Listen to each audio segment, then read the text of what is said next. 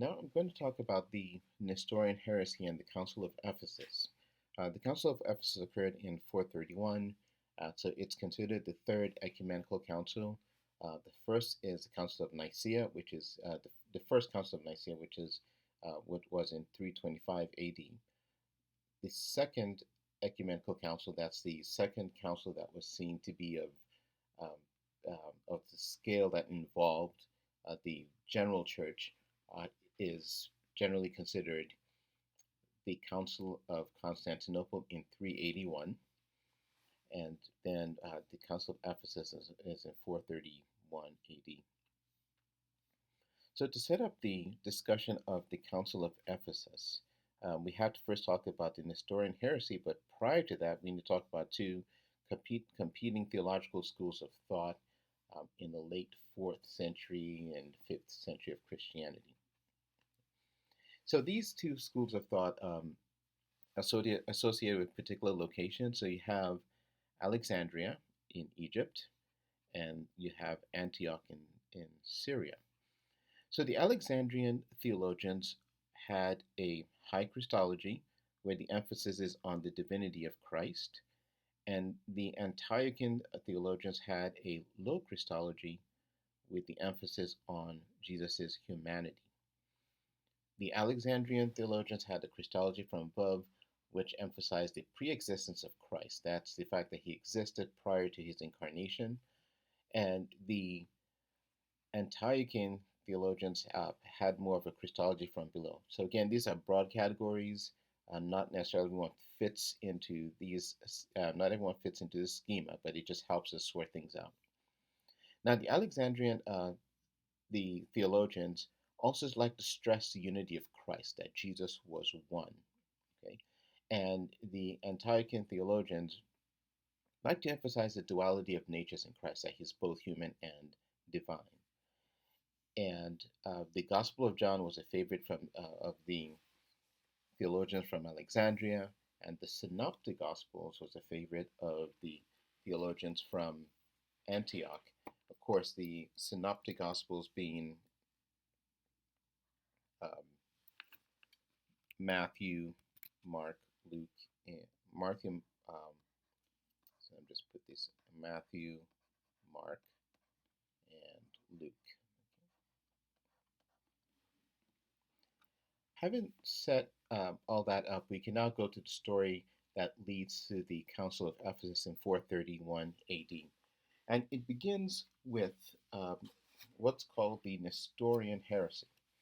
So in 428, a monk from an Antiochian monk, so a monk from Antioch, is appointed patriarch of Constantinople. Okay, Constantinople is modern day Istanbul. Okay, his name was Nestorius.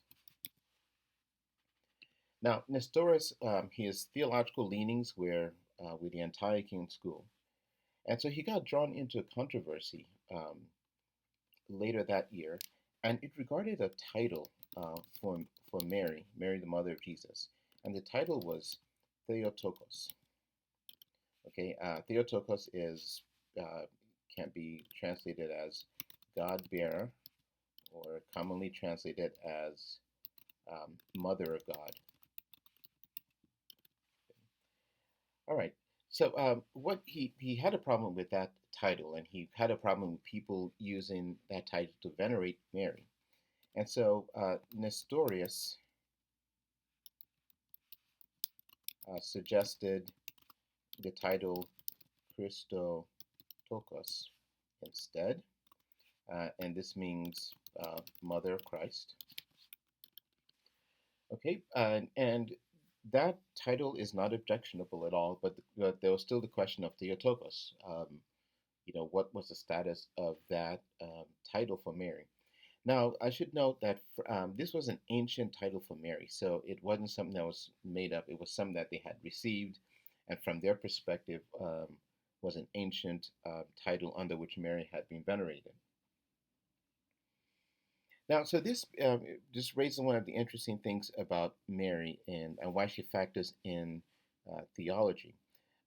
You quickly come to realize with Mary that whenever you basically step into the realm of the theology of Mary, you are either saying something implicit about Christ or about all human beings, right? So it's always very tricky territory.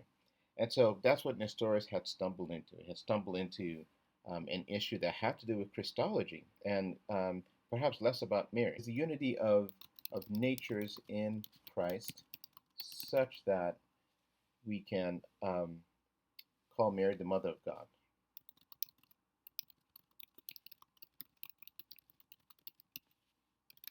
Okay, so it's the unity of natures in Christ such that we can call Mary the Mother of God. Um, of course, the concern is if you call Mary Mother of God, then are you making Mary divine? Now, so this was sort of the tension there, was how exactly, um, if you call Mary Mother of God, um, it's what does that mean? Is Mary divine? If you don't call her Mother of God, then are you implying something about Christ? So if I could try to draw a diagram here and see if it works. So if you think about Jesus, I'm going to draw just maybe a circle here, and let's put a line down the middle, and say, and so just for the sake of simplicity, let's just say this here is refers to Jesus's divine nature.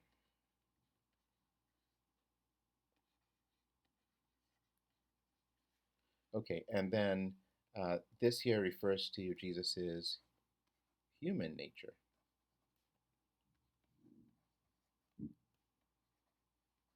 Okay, excuse my writing. That's not very good. Okay, Nestorius then would be implying that Mary is the mother of this part of Jesus. So Mary is the mother of this part of Jesus, but that there is a part of Jesus that she's not the mother of, right? Now, so what that then would imply is that Jesus is really just two independent things sort of stuck together. And so you can imagine almost like you put two pieces of Play-Doh and just or something like you glue two things together, and yeah, and that's how you can imagine Jesus. Now, so you can see how this is problematic because then it denies that Jesus is a unified being, and it makes Jesus essentially a composite figure of two independent things, and Jesus is not an individual, a unified individual. Okay, so that's a problem with sort of separating out human nature and divine nature and saying Mary is the mother of one but not the other. Okay, that creates all kinds of problems with Christology. Okay, but if then you say Mary is the mother of the whole Christ, then does that imply that Mary is divine? All right, so the difficulty here is at this point is still a matter of terminology. So at this point, you have uh, people trying to figure out, or trying to find the right vocabulary to express um, their their belief or understanding of Mary. So the distinction needs to be made about the who. Okay, so who is Jesus? Okay, and then you need to distinguish that from the what question, right? What is Jesus? Okay, so the who is Jesus is his identity. Who is he, right? And he's the uh, the person who walked around the face of the earth at a certain time period. What is he? This asks the question: is he God or man, or let's say human? Okay, so the who question is it seems to ask a question about personal identity, and the what question asks basically about one's essence, like what is he? Is he God or is he human? Right. Now, the vocabulary for this wasn't all that clear back then. So this is what Nestorius was sort of stumbling into, right? He was trying to make this distinction, at least he was implicitly aiming at this distinction, but it wasn't very successful. Now, the dispute became pretty bitter very quickly because you can imagine while the theologians from Antioch might sympathize with Nestorius, the Alexandrian theologians found this completely abhorrent, right? Because by denying Mary the title of Theotokos, they were implying Jesus was no longer one, right? And that was a central tenet of the Alexandrian theological schema.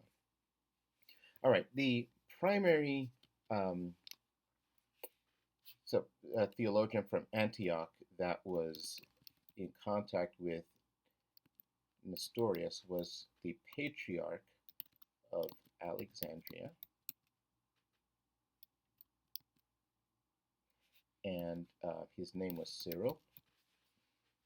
So Cyril actually shows up in a movie called Agora with Rachel Weisz, and he's not painted in the most flattering light in that movie. But Cyril was some of a political operator, and also an interesting theologian. And so Cyril, so this became a battle between Cyril and Nestorius.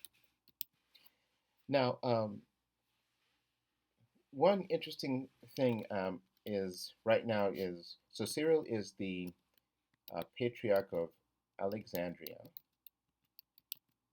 okay, and Nestorius is the patriarch of Constantinople,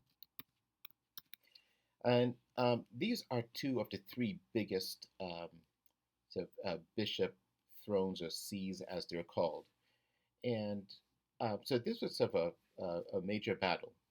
Now, the other patriarch around, patriarch is also, if you said pope, you wouldn't be wrong. So the other big patriarch around was the patriarch of Rome, right? So the pope in Rome, right? And so both appealed to the Roman pope for support. They both, sent the letters that they had exchanged. Um, Now, this discussion was going on in Greek, and so on the Greek side, on the eastern side of the Roman Empire, the cultural language is still very much Greek.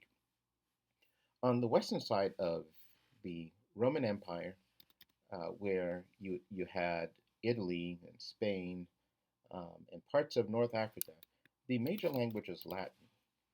So Cyril, being a sort of a clever political operator, um, sends the discussion between he and Nestorius, but also translates them. So it's easier for the Pope in Rome and his advisors to follow what Cyril was arguing for.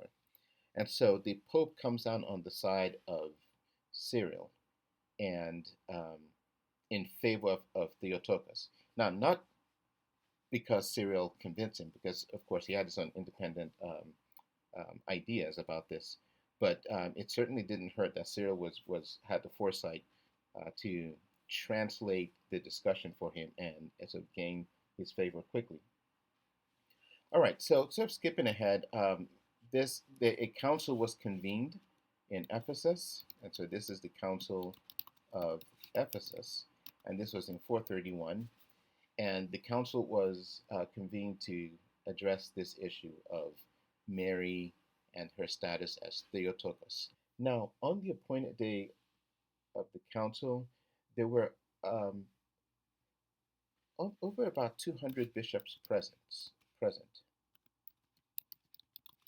So again, that's a lot of people, but not present were the Eastern bishops, the bishops more to the east at the time. Many weren't present, and many were certainly more sympathetic, if not theologically, just politically, to Nestorius. So what Cyril does is that he forces the council to open, and then they condemn the Nestorian position.